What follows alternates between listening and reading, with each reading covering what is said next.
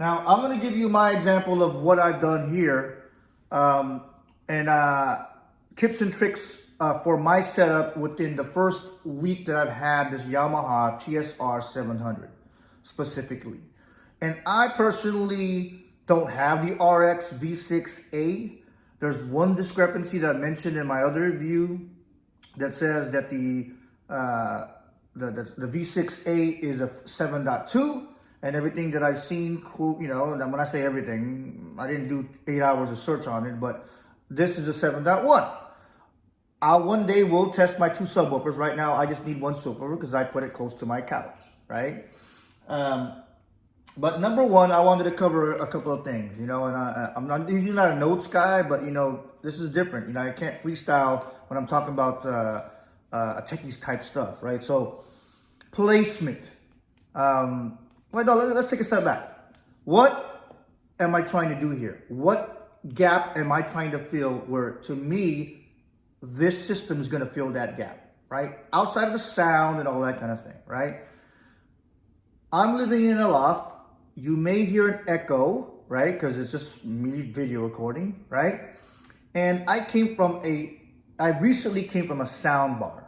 When I first went into sound and I started, you know, being able to afford components in the 80s and into the 90s and the 2000s and things like that, pre-2010 when I started going back into condos, I was houses, right? So big space, I could turn it up as much as I want, okay? I wasn't traveling internationally, so I can be home, right? Had home theaters, right? Now I live in a loft and I have neighbors, right?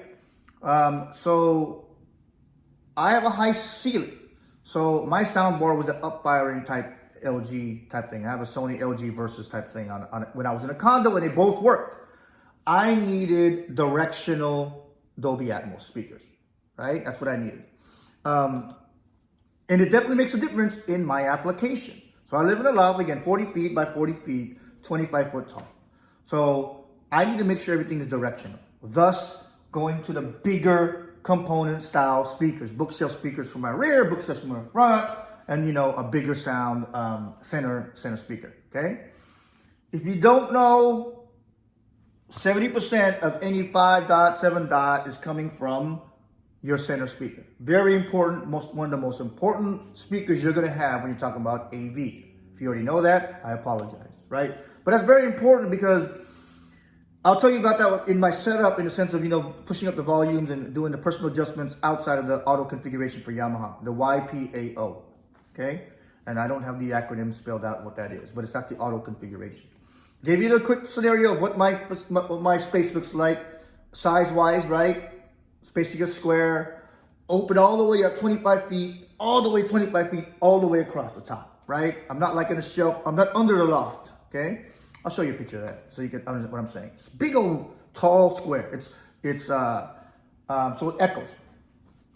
Now, when I had my soundbar, it was clear, dialogue was clear. I had rear speakers, you know, dedicated, and it was okay. It was okay. Personally, I started getting back into music, you know, hi-fi. I was missing that, and probably because I was not in my car. And this is a Rayism, right? My name is Ray. In the sense of I wasn't getting that full bone bass and all that kind of stuff, and I like it. So just, you know, to each his own, right? So I went back to components, and I wanted to see what I could get today. Because everybody kept telling me, hey man, did you see that the receivers now are less than $1,000 and you can get a whole set of speakers, you know? I first went to Clips, just to let you know. I went to the Clips reference speakers because they were on sale at Costco for like $299, the regular $450. And then I went with the whole, you know, a lot of great information. The community has a lot of great information right now, and I love it. But I went to the bookshelf RM41s, and then did the reference speakers so I can get my Atmos directional coming down in the rears and the center. And they look great, man. That copper looks great. But I wasn't getting that full. You know, to me, I used to build speakers, man. I'm not talking about sophisticated speakers, but DJing type speakers, you know, 18-inch subwoofers, 4 18 inches in the car, you know, 10 8 inches in a car, you know, just to play around crossovers and all that kind of stuff, you know. So I understand what that sound feels when you start moving around and go international business, you have to kind of let some of that stuff go. But I noticed it when I started driving because, you know, during the times, I'm not driving as much. So, but when I turned on these $230 Jamos, Yamos, right?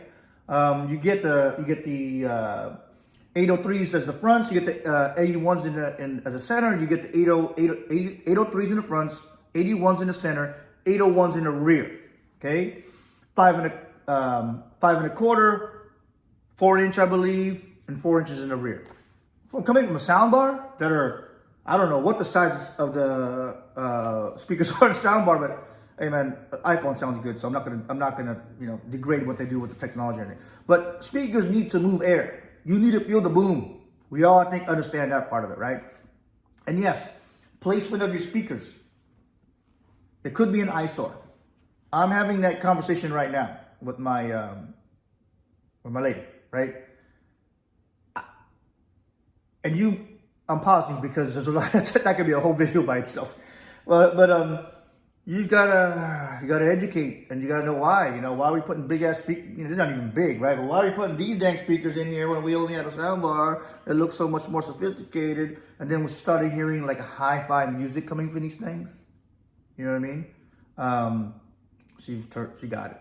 She got it. So that was an easy one. Could have been a lot harder, right? But I'm not spending $1,000 on these speakers, man. I mean, but they look great. So this is Jamo. This is my setup. $230 for the 5, on the 5.1.2, $230 on the 5 speakers, right? Front, right, center, rears. $400 on the AV receiver, which is, could be a 7.1, but I got the 5.1.2. What is that? 5 speakers, traditional, .1 subwoofer, .2 Atmos speakers, okay? My Atmos speakers are 20-year-old Cambridge bookshelf speakers. I'll show you a picture of them, They're the Cambridge speakers like that, solid, right? Everything here is 8 ohm. So usually back in the day, I would make sure that if my fronts were 6.5s or 5.25s or whatever, I would make sure it was totally matched all the way across. This sounds okay, even though those are 4.25s and these are 4s, right? There's 2 4s in this and there's 5.25s in this. Okay, sounds good. Is it the best? No, I can tell you right now that's not the best, but is it way better than what I got, and does it feel like a theater? The answer is yes, 100%. Okay, so I'm kind of talking about placement and how I got to where I'm at too at the same time. Okay, because I guess need to give you a mental model of what I'm trying to do here. So boom, you get the speakers, you put them in there. Couple of things on placement. These need to be, the tweeters at least need to be at ear level. All right, that has to happen. That has to happen. And then you can, I forgot what the term is. I don't know if it's new or not, because there's a lot of terms that have changed, but you got to make sure you cant them. You know what I mean? Are they straight to you? Like, this is the TV playing. Are they straight or are they canted? Right? I love them canted in where I'm pointing into my couch. And I got a couch that is about, 80 inches, maybe 85, 88 inches wide, right? And it is, if you look at the measurements, we're gonna look at them, it's about 13 feet away, okay? So just understand that too, is this the perfect Dolby Atmos placement? Kind of close, right? And then from that point on, you guys gotta adjust on what it is, right? So what is the ultimate goal? The ultimate goal is to get you from what you've seen at the movie theater, the scenes you saw at the movie theater, to get that to your house, right? And then, is this an expensive hobby, or is this not your significant other, he or she slapping you in the back of the head for spending wasted money, right? So it's that balance, right? But if you both enjoy it, man, it's I don't know if this is a good example. It's like golf, man. If you're not looking at your tools, your bat or your glove or your golf clubs or whatever, that's something to blame, then you're gonna constantly chase that, right? But I'm good. I'm 100% good. This sounds great. Kind of decided to go ahead and wrap that up there. I'll go ahead and add the rest of it, which is going to be set up and things like that. But hopefully this helps. I wanted to give you, there's probably a lot more background than you wanted to, but I wanted to let you know what I was trying to get to, thus why I selected the products that I have. The rest of the videos will be more setup from the auto configuration, and things like that. So hopefully the screenshots help on this video as well, to kind of give you that mental model of what I'm trying to get to, as well as give you a little bit of understanding of the choices that I made in the sense of selection and the products, like I mentioned a little bit before. All right. So hope to talk to you guys soon. And if you have any questions, please put them on the comments, and I'll get to them. If it's within my wheelhouse, I'll get them answered for you, as well as that community out there, that YouTube community. All right? Take care. Be safe.